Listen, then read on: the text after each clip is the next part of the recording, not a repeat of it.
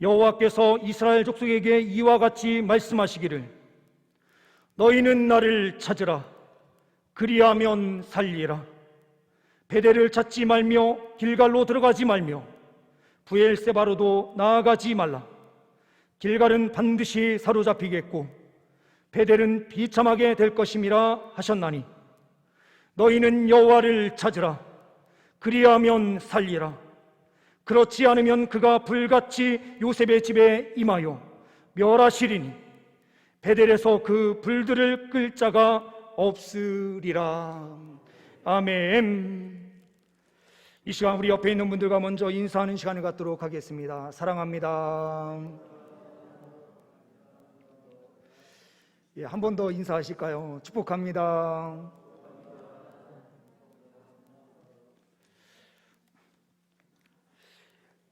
이 시간 함께 예배하시는 우리 온 성도님들 위해 주님께서 성령 충만함의 역사로 함께하여 주시는 줄 믿습니다. 먼저 준비된 PPT 2장을 보시고 말씀을 함께 대하도록 하겠습니다. 지난주에 우리가 본 대로 호세아 선지자와 아모스 선지자 그리고 미가와 이사야 선지자는 동시대의 인물로 남유다와 북이스라엘에 하나님의 말씀을 증거하는 선지자로 세우시고 그 말씀을 선포하게 하십니다. 이 아모스 선지자의 이름의 뜻은 짐진자라는 뜻입니다. 북이스라엘을 위해서 무거운 짐을 지고 가는 선지자의 모습을 그 이름에서 표현하고 있는 것으로 보여집니다. 활동 시기는 주전 760년에서 753년, 직업은 드고와 고원에서 목축업 또는 농부로서 그 사명을 감당하다가 하나님께서 사명자로 부르신 것입니다.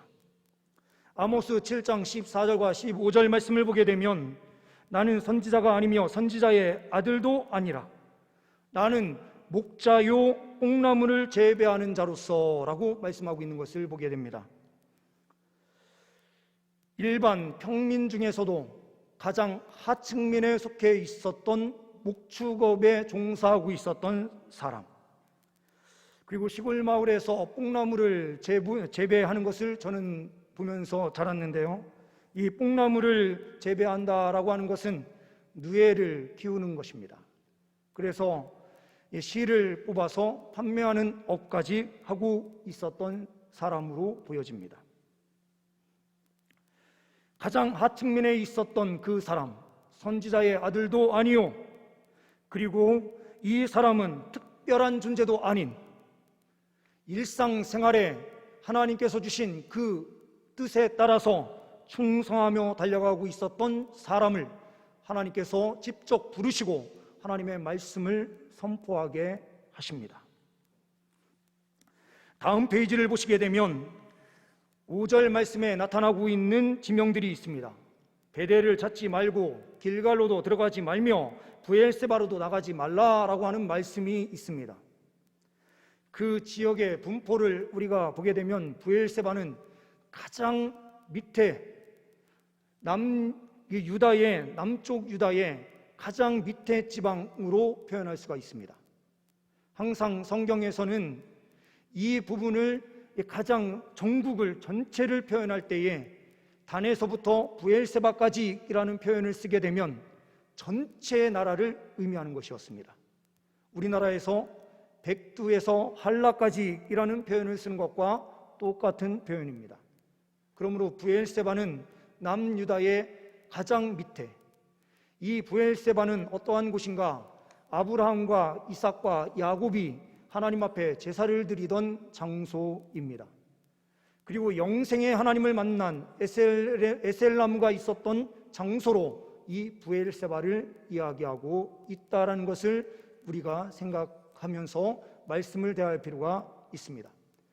길갈은 하나님께서 광야 생활 40년을 끝내고 요단강을 건너서 간 그 자리에서 요단강 그 중심에서 큰 돌들을 가지고 나오게 하십니다.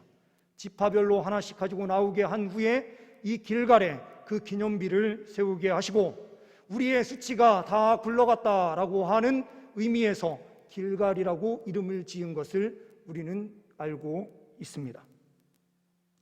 이곳에서 유월절을 지켰고 하나님 앞에 할례를 행하며 그들의 언약을 새롭게 한 장소입니다. 베델은 어떠한 곳입니까? 야곱이 이삭, 자기 형이 받아야 될 복을 다 받은 이후에 형을 피하여 도망가던 그 장소, 베델에서 누워서 잠자리에 누워서 돌베개를 베고 누워 잠자는 순간 하나님께서 그에게 환상 가운데 놀라운 역사를 보여주시고 계십니다. 땅과 하늘이 연결되는 사닥다리가 놓여지고 그 광경 속에서 하나님을 직접 배우게 됩니다. 그리하여 하나님이 계신 장소, 벳이라고 하는 집이라고 하는 이름과 엘, 하나님의 집이다라고 하는 이름을 그곳에 짓게 됩니다. 성경에는 나타나지 않고 있지만, 오늘 본문에 나타나지 않지만 예루살렘은 우리가 잘 알고 있는 대로 솔로몬 성전이 건축된 장소입니다.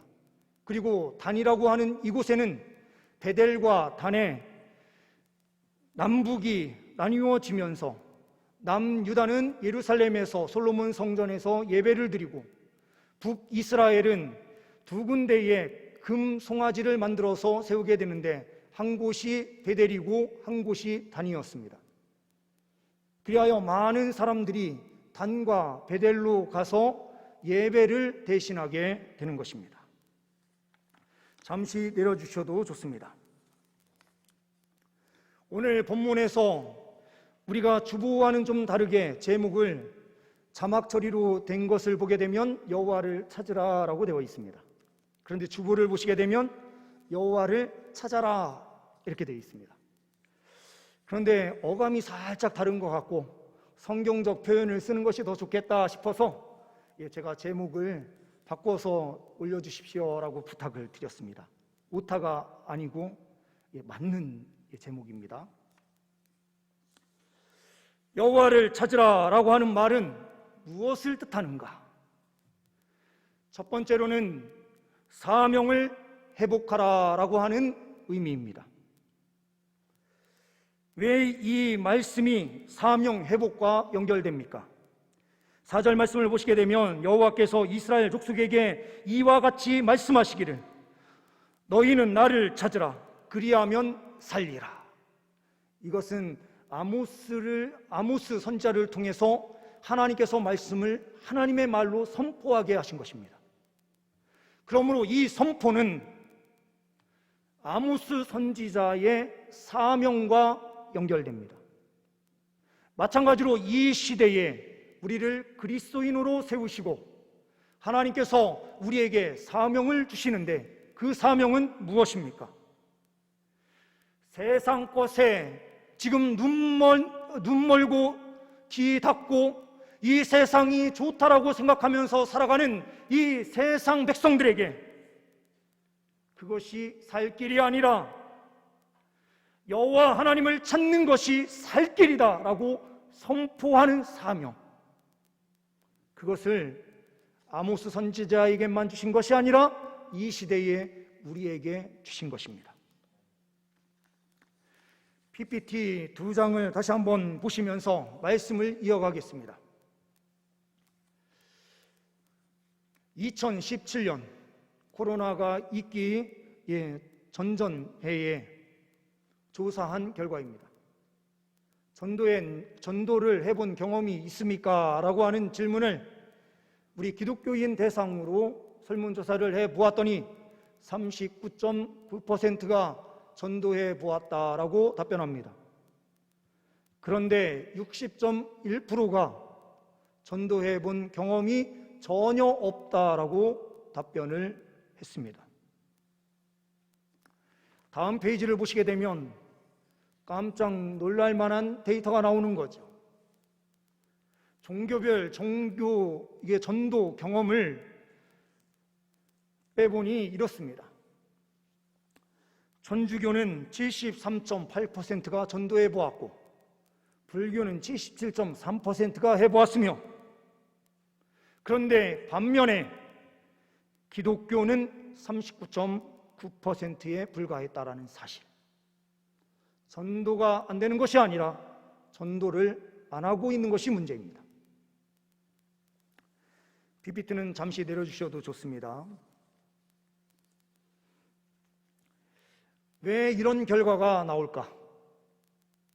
이것은 저의 책임이요, 교회의 책임이요, 우리 모두의 책임입니다. 예수 그리스도를 말하고 교회를 자랑하고 싶은 그 마음이 그만큼 식어졌을 뿐만 아니라 세상 사람들이 교회를 바라보는 그 눈이 그만큼 차가워졌기 때문에 우리 스스로가 위축되어서 하나님 말씀, 그 말씀을 증거하는 전도의 일을 우리 스스로 포기하고 있다라고 하는 것입니다. 그러면 코로나19의 상황 속에서 교회는 어떠할까요? 이것보다 더 심각하면 심각했지 심각하지 않을 수가 없다라는 것입니다.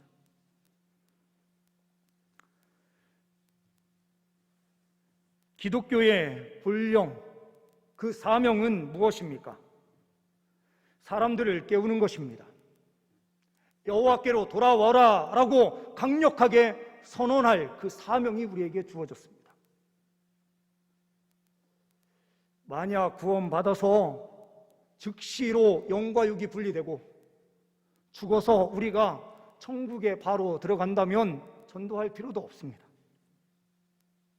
그것은 예수님 옆에 있었던 한 강도가 예수 그리스도를 온전히 받아들이면서 그에게 예수님께서 너는 나와 함께 오늘 낙원에 있을 것이다 라고 하는 말씀을 주시면 그 사람은 천국에서 함께 예수님을 보게 되는 것입니다. 그런데 우리는 예수 믿은 후에 왜 생명이 존재하는가? 그것은 하나님께서 천사나 천군, 수많은 다른 영적 존재를 통하여 우리를 구원받게 하시려고 하시는 것이 아니라 믿는 사람의 전도와 헌신의 삶을 통하여 하나님께서 살아계심을 세상 가운데 보이시기 위한 그 방법으로 우리의 생명을 살려주시고 계신다라는 것입니다. 그러므로 목숨이 붙어 있고 우리가 이 세상에서 살아갈 수 있는 여건, 환경이 주어져 있다면 우리에게 100% 사명이 주어져 있는 것입니다. 그러므로 여호와를 찾으라 라고 외치는 아모스의 그 사명은 우리 모두의 사명입니다. 이 사명을 회복하며 믿음으로 달려갈 수 있는 주의 백성들이 되시기를 간절히 소망합니다. 두 번째로 본문 말씀을 통하여 여호와를 찾으라 라는 말은 본질을 회복하라 라고 하는 의미입니다. 5절에 베델을 찾지 말며 길갈로 들어가지 말며 브엘세바로 나가지 말라. 이 말씀은 이미 앞부분에서 제가 설명을 드린 그 내용이죠. 그래서 말씀을 하나 확인해 보겠습니다. 열왕기상 12장 28절에서부터 33절의 말씀입니다. 이에 계획하고 두 금송아지를 만들고 무리에게 말하기를 너희가 다시는 예루살렘에 올라갈 것이 없도다. 이스라엘아, 이는 너희를 애굽 땅에서 인도하여 올린 너희의 신들이라 하고 하나는 베델에 두고 하나는 단에 둔지라. 이 일이 제가 되었으니 이는 백성들이 단까지 가서 그 하나에게 경배함이더라. 그가 또 산당들을 짓고 레위 자손 아닌 보통 백성으로 제사장을 삼고 8째 달 곧 그 달 15째 날로 절기를 정하여 유다의 절기와 비슷하게 하고 제단에 올라가되 베델에서 그와 같이 행하여 그가 만든 송아지에게 제사를 드렸으며 그가 지은 산당의 제사장들은 베델에서 세웠더라. 그가 자기 마음대로 정한 달 곧 8째 달 15째 날로 이스라엘 자손을 위하여 절기로 정하고 베델에 쌓은 제단에 올라가서 분향하였더라.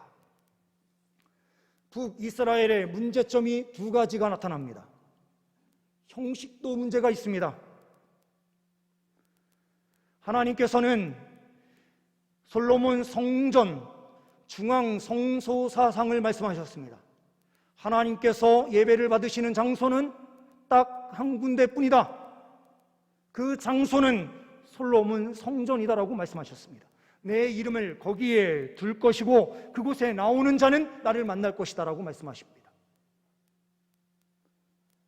그런데 이 사람들은 하나님 대신에 베델과 단에 금송아지를 만들어 세우게 됩니다. 형식적인 또한 측면에서도 제사장의 역할을 감당하는 것은 레위 지파뿐인데 일반 사람들을 자기 마음대로 사람들을 세우게 됩니다. 이것을 통하여 무엇을 했느냐? 일반 백성들에게 돈을 받고 제사장직을 팔게 되는 매간매직의 행동이 이 북이스라엘 안에 온전히 팽배하게 되는 것입니다. 또 하나의 문제는 무엇입니까? 내적으로도 심각한 문제를 가지게 됩니다. 그 안에 하나님이 하나님의 없는 상태에서 예배가 진행되니 그들은 음란에 빠지게 되고 그의 중심은 하나님이 아니라 세상에 온전히 관심을 두게 되는 상태가 되는 것입니다. 예배의 형식도 잘못되어 있고 그의 중심도 없는 상태의 제사. 하나님의 말씀은 없습니다. 하나님께서 명령하신 그 말씀을 지키지 아니합니다. 하나님께서 이 시대에 우리에게 요구하시는 것은 무엇입니까? 본질을 회복하라라고 하시는 말씀입니다. 하나님께서 우리에게 요구하시는 것은 다시 예배다운 예배를 회복하고 하나님 말씀을 하나님의 말씀으로 받고 그 말씀대로 살아가라라고 우리에게 명령하시는 것입니다. 여호와를 찾으라라고 말씀하시는 것은 하나님 말씀 앞에 순종하라는 의미입니다.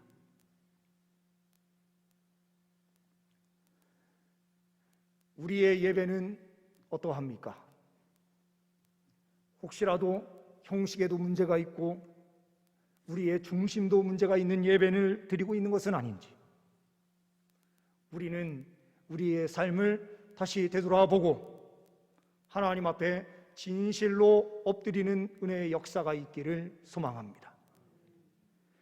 여로보암 1세가 이렇게 베델과 단에 새로운 산당을 만들고 제단을 쌓아서 분향하게 했었던 이유는 무엇입니까? 왕권을 강화하기 위함이었습니다.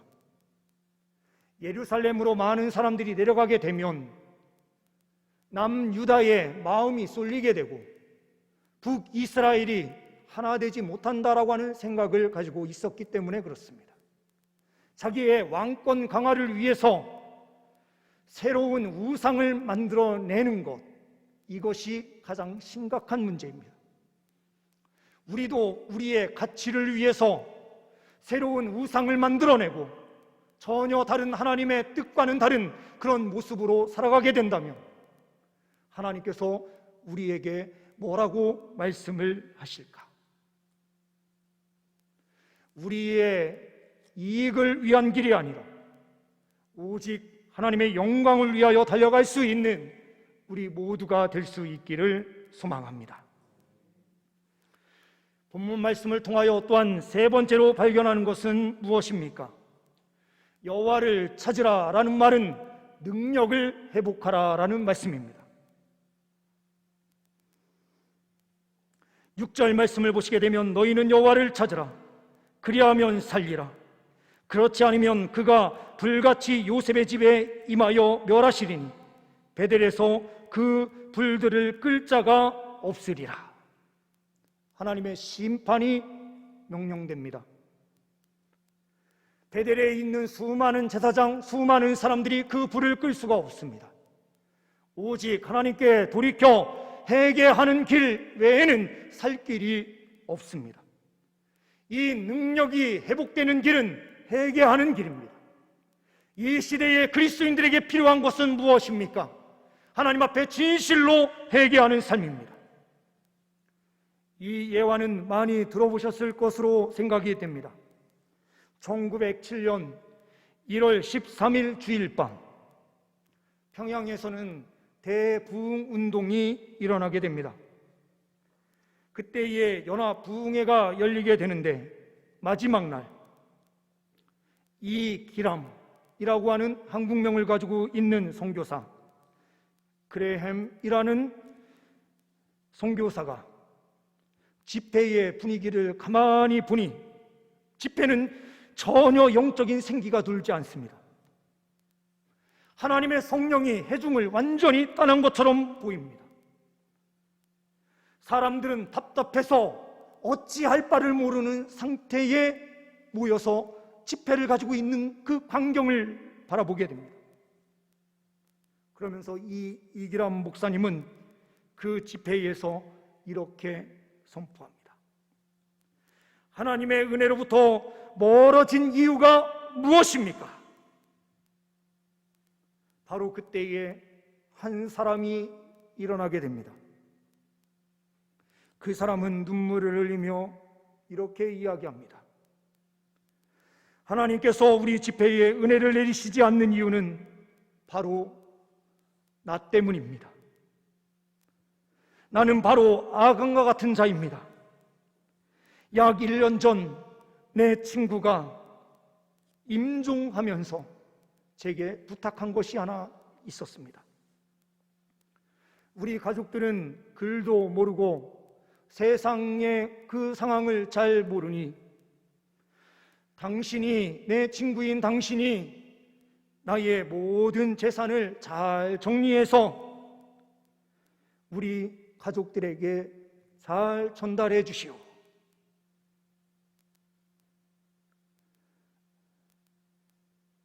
이 사람은 약속을 합니다. 걱정하지 마, 내가 잘 처리해 줄게 해놓고 그 사람의 재산에 미화 100달러, 그 돈을 자기 것으로 만듭니다. 이거는 1907년의 상황이라 이 100달러가 도대체 얼마의 가치가 있을까라는 생각이 들어서 제가 검색을 해보았습니다. 그랬더니 미국의 물류회사인 UPS라고 유명한 물류회사가 있습니다. 이 회사가 처음에 아메리칸 메신저 컴퍼니라고 하는 이름으로 설립이 되는데, 그때 당시에 100달러를 빌려서 그 회사를 설립하게 된 것입니다. 100달러는 그 당시에 기업 하나를 세울 수 있는 돈이었습니다. 그러면 조선에서 100달러의 가치는 더 컸을 것입니다.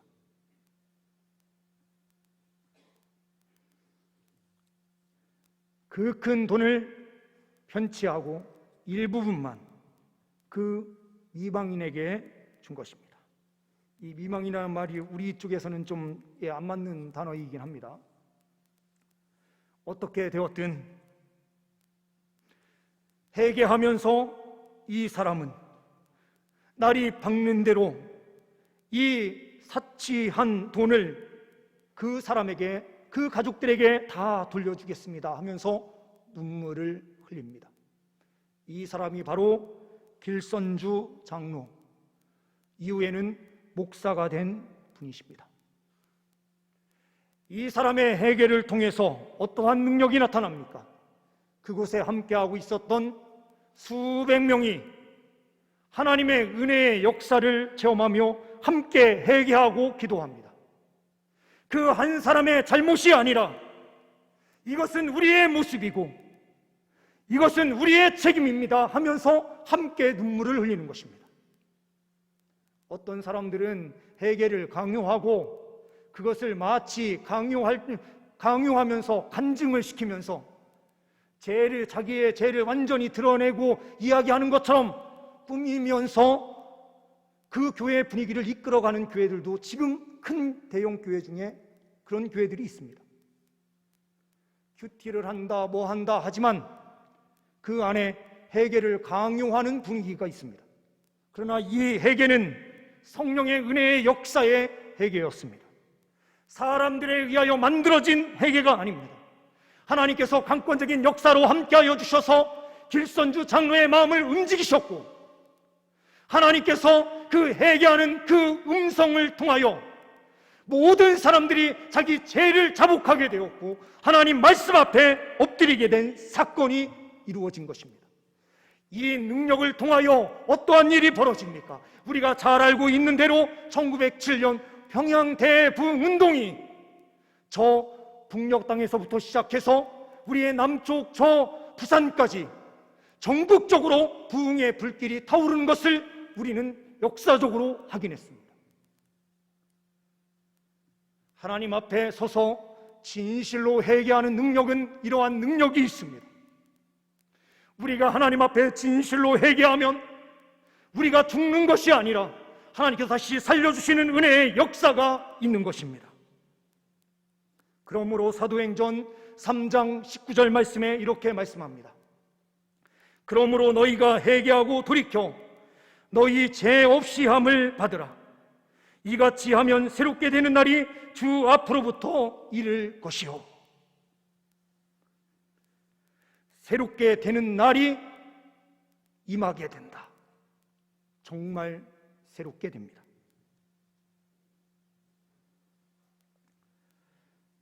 오늘 찾다라고 하는 이 말씀은 히브리어로 다라슈라고 되어 있습니다. 이것은 어떤 의미인가? 어떤 특별한 상황 속에서 하나님의 도움을 얻기 위해 하나님께로 향하다, 삶의 길로서 하나님께 매달리다라고 하는 의미가 있습니다. 하나님께 향하는 것, 하나님께 매달리는 것, 이것은 회개의 능력이요 기도의 능력을 뜻하는 것입니다. 80년대에 서대문구 연희동에서 고급 주택을 만들어서 판매하는 일로 크게 사업에 성공했었던 한 분이 수십억 원의 그 돈 모았던 것을 주식에 잘못 투자하면서 완전히 망하게 됩니다. 옆에 있었던 친구들이 유혹해서 주식에 투자하면 성공한다 라고 하는 이야기를 듣고 투자를 했다가 그 모든 것을 다 날린 것입니다. 하루아침에 거지 신세가 되고 살던 집도 빼앗기고 월세방을 전전하는 신세가 됩니다. 그랬더니 가족에게 얼마나 미안한지 마음에 죄책감이 오고 그 무거운 짐을 어찌할 바를 모릅니다. 그때에 예수님을 믿고 있었던 옆에 있던 한 친구가, 친구야, 지금 너에게 필요한 것은 돈이 아니야. 지금 교회로 가서 하나님 앞에 서야만 돼. 그 이야기를 듣고 그냥 친구를 따라서 교회에 가서 예배를 드리게 됩니다.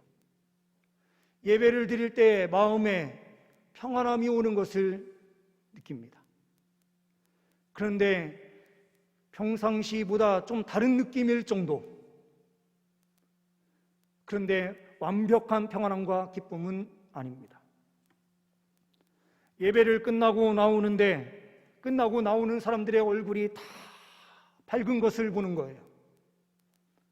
도대체 저들이 믿는 저 하나님은 어떠한 분이기에 저 사람들의 얼굴이 저렇게 밝을까라는 생각을 갖게 됩니다.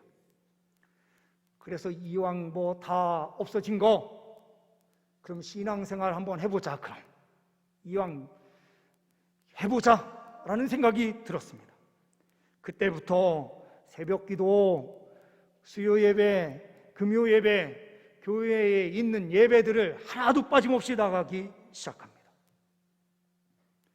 1년 정도 지났을 그때에 그의 마음 안에 믿음이 생기기 시작합니다. 주님께서 평안함을 주시기를 시작하십니다. 그러면서 용기를 주시며 그를 일으켜 세우십니다. 상황은 변화된 것이 아무것도 없었습니다. 지금은 돈도 없고 그 어떤 것도 없는 상태입니다.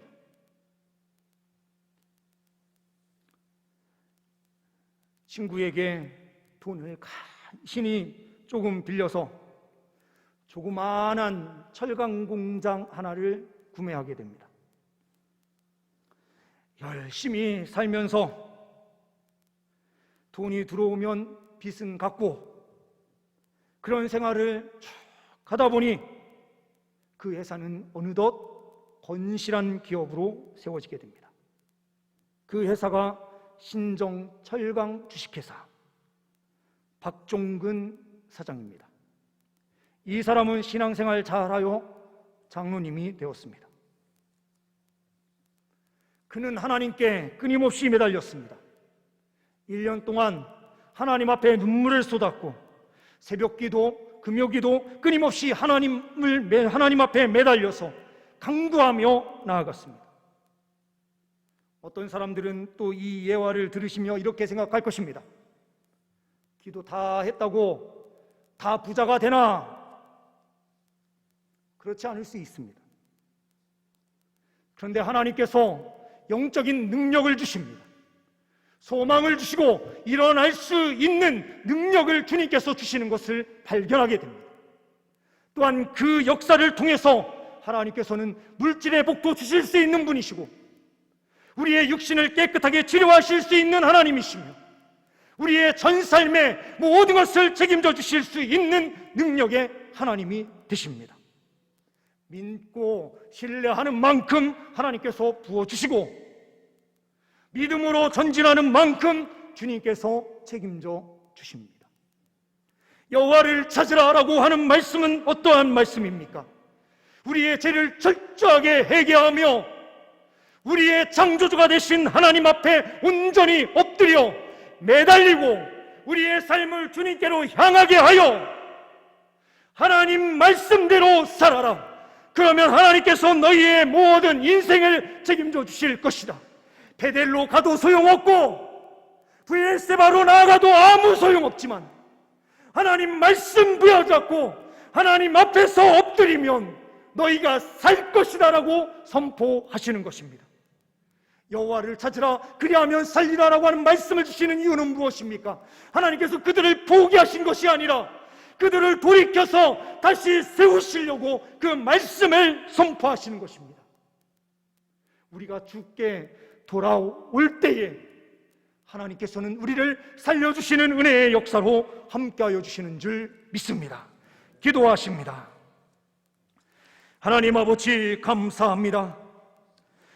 여호와를 찾으라라고 하는 명령 앞에 우리의 사명을 회복하게 하여 주옵소서. 우리의 본질을 회복하게 하여 주옵소서. 우리의 능력이 회복되게 하여 주옵소서. 우리 주 예수 그리스도의 이름으로 기도하옵나이다. 아멘.